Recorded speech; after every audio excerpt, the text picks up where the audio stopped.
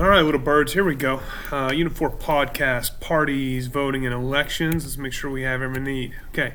A party is a group of people who seek to control the government, guys, through winning of elections in public office. Remember, major and minor parties. Major parties are Democrats and Republicans. We'll go over the minor parties in a bit. Ideology, guys, is how you look at the way the world works. Typically, we have three, liberals, moderate, and conservatives. Okay. There are other fringe ideologies. These two are on the left, socialist and Marxist. These two are on the right, libertarian and religious fundamentalist. They are outside the scope of what we have right here. Okay. So one of the focuses that we had on our study guide, guys, is what do parties do? Again, a listing activity. They nominate candidates. They inform their supporters and activate them to vote. It's the bonding agent idea to make sure that officers do a good job once they're in there. They are to govern and they are to act as a watchdog and criticize the opposing party. So make sure you have an ability to list a couple of those, or maybe like four. Okay. So we've had a two-party system for years in the United States, guys. It's history, it's Federalist and anti-Federalist. We've already talked about this. It's tradition. It's a way it's always been. For the most part, we agree on the big stuff, right? We said that people should own their own property. We should have equality. People have the right to vote. We've talked about that, right? And because we have single-member districts, guys, that means only one person wins representation. So it just lends itself to the idea of having one party in power and then another party just challenging them. Okay, we've talked about multi-party systems, sort of blow through that a little bit. History of the two-party system against multiple choice questions can be brought forward in here. I'm not going to go through all of this right itself. Make sure you're good to go. There's different eras, Federalist and anti-Federalist. Then there's the Democrats. Then there's the Republicans. You can see the work my daughter did on the presentation. The Democrats come back, 32 to 68, and then divided government with this idea. Make sure you understand this term of credibility gap, where we lost our trust in the government due to a multitude of issues like Vietnam, Kennedy, Watergate, so on and so forth. Okay. Now, minor parties, guys, are, these other parties that electorally don't have a lot of success, but they jump in. So some people want to be the spoiler, Perot in 92, Ralph Nader in 2000. I'm sorry, H. Ross Perot in 92, Ralph Nader in 2000, right? Maybe you want to make your issue public and get the major parties to adopt them, or maybe you just want to criticize a major party, which is basically all Nader does throughout. Okay, so there's four different types of minor parties. Again, on the study guide, we talked about this, right? Ideological set of beliefs, long-lasting, little electoral success, communist, socialist, libertarian. Okay? Single issue, guys, one public policy matter. Their name reflects the issue. They typically die after the issue phase or one of the parties adopts. So, like, for instance, if somebody were to adopt the marijuana party platform, they would basically disappear. Correct? Economic protest parties blame people, guys. There's an enemy of the economy. It's typically in a region of the country that's struggling, like during the Dust Bowl in 1932 with the America First Party, with the Populist Party. And then splinter parties, guys, strong personality, short term.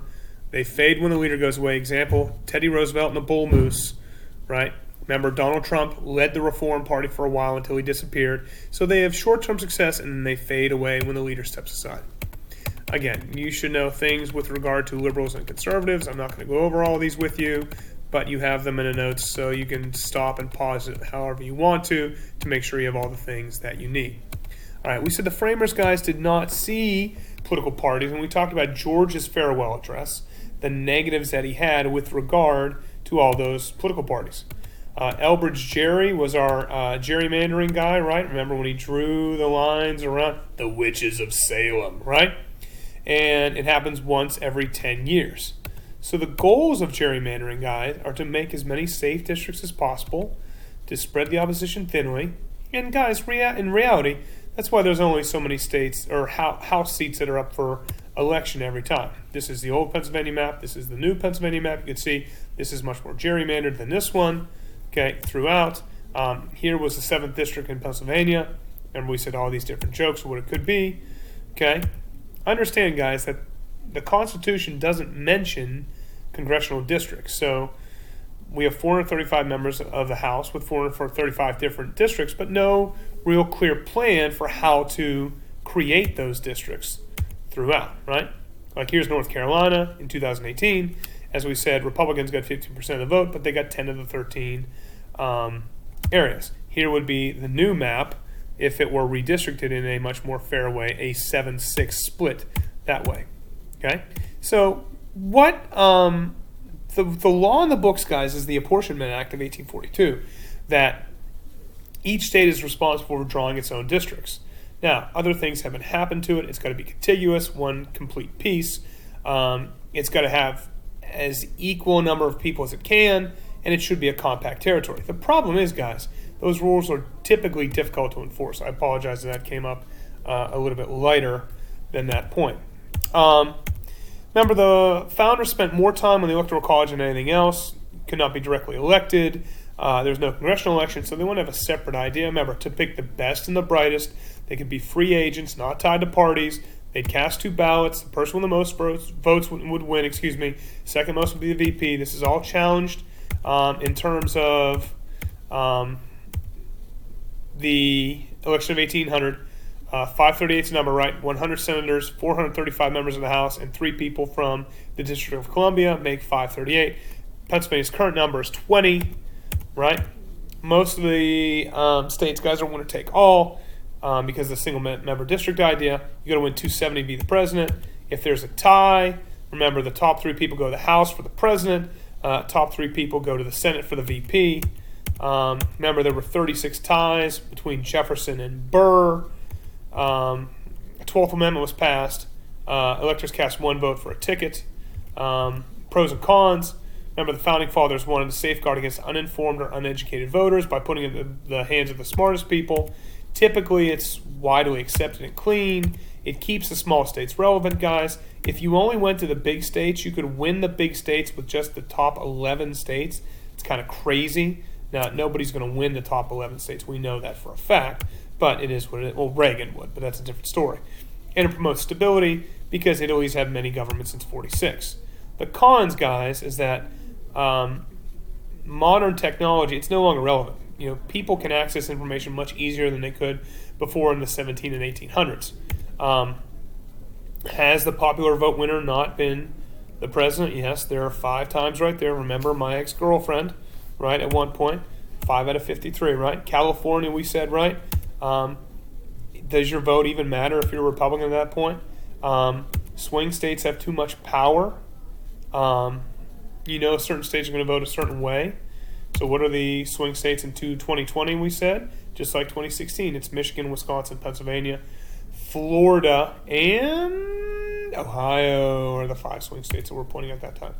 Also, one of the other issues, guys, is that there have been faithless electors. In 2016, we had 7 electors who did not vote with their state on the presidential ballot, and 6 did not so on the vice presidential ballot. And we've talked about how hard constitutional change will be as we get there. Remember the functions of elections, guys: legitimize governments, fill public offices, ensure the government is accountable to the people. Most of our change comes through these things. It avoids riots, strikes, and coup d'etat. Okay, so again, on our study guide, reasons why Americans don't vote. Okay, ballots are complex, people are poorly informed. Make sure you can explain these in case you get asked. Remember, anything with an I, guys, is an institutional barrier, meaning that it's governmental in nature or constitution-based. It is done for a reason, okay, to stop some people from voting, right? Legal barriers, again, we'll talk about 15, 19, 23, 24, 26 down the line. Age and citizenship requirements. Many elections are not close. Young people and minorities are less likely to vote. Political parties don't mobilize people. Some states don't make it easy, and voting requires effort, even though there may not be any cost. Okay, Motor Voter Act, guys, made it a lot easier for people to be added to the electorate throughout. What efforts are there to lower the cost of voting? We said same-day registration, easing of regulations, or mail balloting, early voting in Georgia and other places. Maybe a Twitter poll, right? Remember the shocking stat was 30% of American adults change their home address every 2 years. And what are the consequences of turnout? Okay, typically if more voters come out, it helps the Democrats. Fewer voters help the Republicans. Who usually wins in elections? Incumbents, 90% of the time in the House, 70% of the time in the Senate. That's pretty shocking. Who does higher turnout help? Typically the challenger or the party that's not in power, right? And so this is stuff that we get to down the line. But do you vote for the candidate or the campaign? Some people are straight party, where they believe the candidate is more important than the campaign. Campaigns do a good job of emphasizing people's strengths and not their weaknesses. They struggle sometimes to put an ineffective candidate in the win column if they do not do a good job. 10 minutes, not bad. Wish you nothing but the best. Go Tigers.